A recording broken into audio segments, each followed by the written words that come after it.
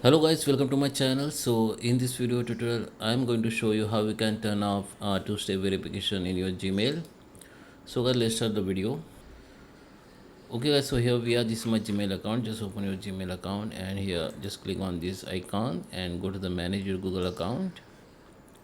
Okay, so here at your left side you can see server options, so we need to click on that security and sign in. Just click on it.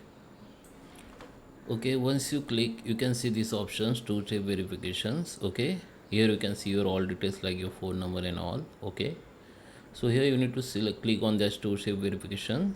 If it is already enabled, you can see like this, it is on since some. Here you can see the date.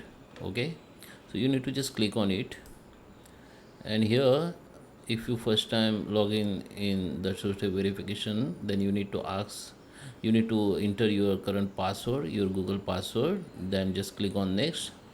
After you click next, you will see that there is a one option to show turn off your two-step verification. You can simply click on it and just turn off it. Okay, so this is a method or process. I hope you like this video. Please subscribe me. Thank you for watching.